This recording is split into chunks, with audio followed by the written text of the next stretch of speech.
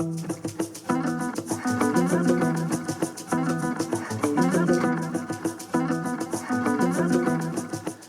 premier point de départ, c'était, quand ce projet est né, c'était d'aller au musée Rodin, voir le Balzac là. J'ai compris que qu'il voulait exprimer, ou il voulait le décrire à Balzac comme un rocher, comme un menhir préhistorique qui animait le paysage avec son présence, parce qu'il touchait tellement des sujets. J'ai vu dans la maison de Balzac, où il habitait à Passy, dans le 16e, qu'il travaillait dans une petite salle et il écrivait sur un petit écritoire. Et quand j'ai vu ça, j'ai compris que son œuvre était la comédie humaine. C'était plus de 90 romans. J'ai pensé, mais c'est extraordinaire que l'imagination de ce monsieur, c'était tel que dans un petit espace, il peut construire les choses comme ça. Et donc, ce que moi je voulais exprimer, c'était plutôt les dimensions de son imagination qui dépassaient l'espace où il travaillait. Sur la surface, il a écrit les premières pages de La peau de chagrin, qui était l'inspiration pour l'exposition que j'ai fait chez eux, à la maison de Balzac.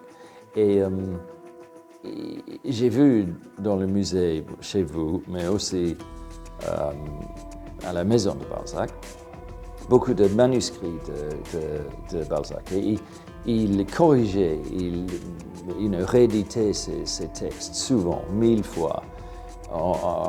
Il était constamment en train de changer ses textes.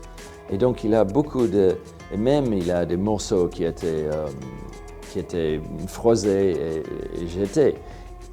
Et je voulais un peu, faire une référence à cette manière de travailler, de refaire recherche, de réessayer, de réinventer.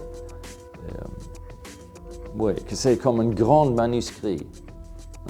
Mais il a ce visage aussi dedans, un peu comme, vous savez, l'histoire de Saint-Véronique. Pour le sortir de mon atelier, je ne pouvais pas par la porte, c'était que par la fenêtre. Et une fois que je l'ai passé par la fenêtre, je l'ai démonté, je l'ai passé par la fenêtre, j'avais besoin de le remonter. Et donc je l'ai remonté dans la rue et à côté, dans un grand cours à côté. Et quand je l'ai monté, je pensais, maintenant, comment je vais le mettre sur le camion pour aller au musée? Il faudra mettre des roulettes. Et donc je l'ai mis des roulettes sur la structure, sur la base de la structure. Et à ce moment-là, j'ai compris que c'était mobile. Et ça, c'était le eureka moment. Et j'étais tellement heureux, plein des idées, que cette même soirée, je l'ai poussé toute seule jusqu'à Sacré-Cœur. Il y a un texte de Balzac, une des caractères, Eugène de Rastignac. Et il montait à Sacré-Cœur avec quelqu'un pour regarder Paris. Et il disait « à nous deux, Paris ». Donc il avait un sens de emmener Balzac à Sacré-Cœur. Ouais. Quand j'ai eu l'opportunité de l'emmener ici, c'était un peu logique de penser, de le balader, même que c'était à une échelle beaucoup plus avancée. Au lieu de 3 km, c'était plus de 300. Et ce que je fais souvent, mais avec cette sculpture, c'est de transformer une chose en autre, la peinture en sculpture, en utilisant le froissage, de le froisser, je lui donne volume et une dimension extra. Et de quelque manière, c'est une extension avec plusieurs pas. C'est une peinture qui est devenue sculpture, qui après était installée. Et après, il est devenu une installation sculpture mobile et on l'a déplacé. Et donc, il est devenu peut-être, comme une performance.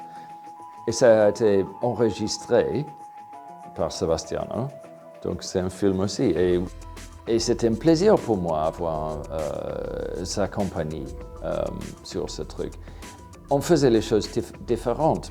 Moi, j'avais dans la tête la livraison de l'œuvre, la protection et la livraison de l'œuvre. Et donc, je voulais progresser et, oui, le protéger. En revanche, lui, il voulait plutôt faire un documentaire, un film. Et pour lui, c'était plus intéressant les moments de drame qu'on a eus. Les gens l'ont vu dans le contexte d'une galerie, dans mon atelier, dans la rue, dans les champs, dans les bois, maintenant au château.